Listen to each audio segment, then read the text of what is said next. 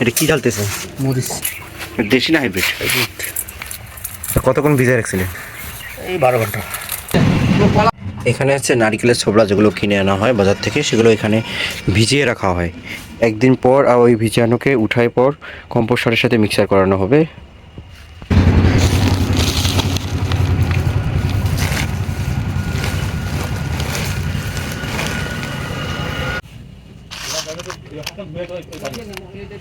স্যাঁতস্যাঁতে ভেজা, এজন্য শুকাইতে দিছে।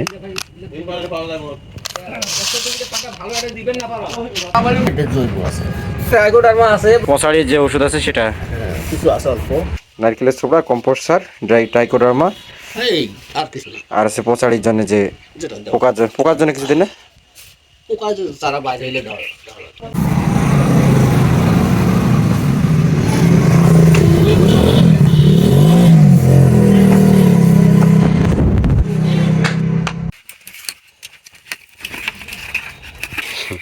গর্ত তো কানা করাই আছে। এটা ভাঙতেছেন কেন? ওই যে কানাটা বাইর করে দিতেছে, অতিরিক্ত পানি বের হয়ে যাবে। আর যেটা তাটকি থাকে ওরা চারাটার উদ্গদে এসে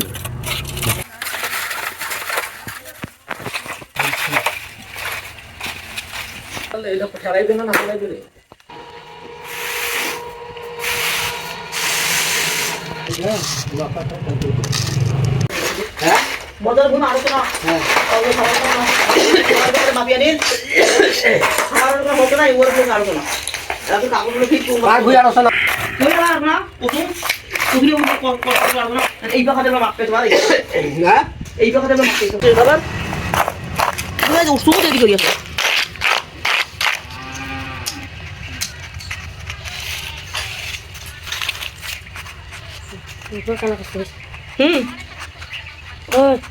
বেশি দাবিস নেই তুই এখন আমার বেশি লোক সময় কাট।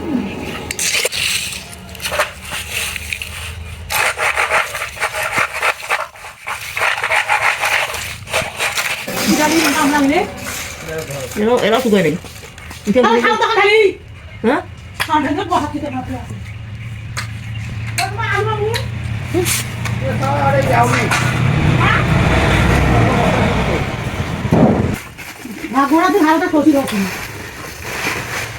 করা নারকেলের খোসা এবং কম্পোস্ট সার আমাদের হচ্ছে ট্রেতে ওঠানো শেষ। এগুলো এখন কয়েকদিন রেখে দিব। রেখে দেওয়ার পর হচ্ছে আমরা অন্যভাবে আমরা শেডে শিফট করবো। সেখান থেকে শেডে নিয়ে যাবো, আমরা ঢেকে দিব। ঢেকে দিলে তাড়াতাড়ি অঙ্কুর হবে। এরকমভাবে পলিথিন দিয়ে ঢেকে দেওয়ার পর আমরা কয়েকদিন পা হয়ে গেল, আমরা এখন উঠে দেখব আমাদের বীজের কি অবস্থা।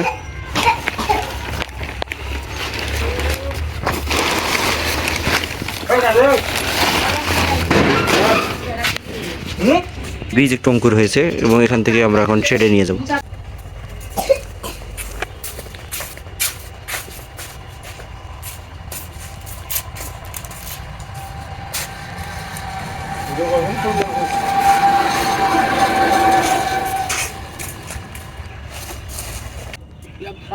ব্যবসা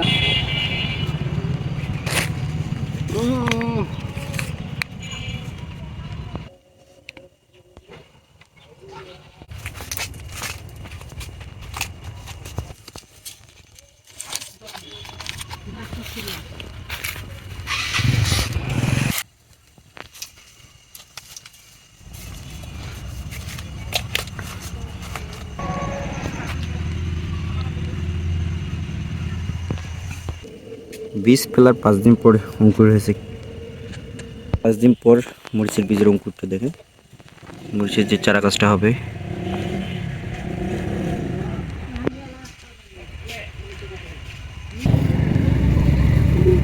দুপাতা দুপাশে গেছে, এখন ধীরে ধীরে বড় হবে। 10 দিন পর মরিচের চারা দেখুন।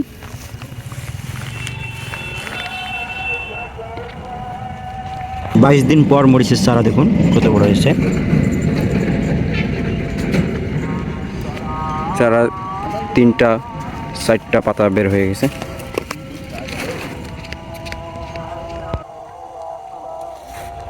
30 দিন পর মরিচের চারা কত বড় হয়ে গেছে।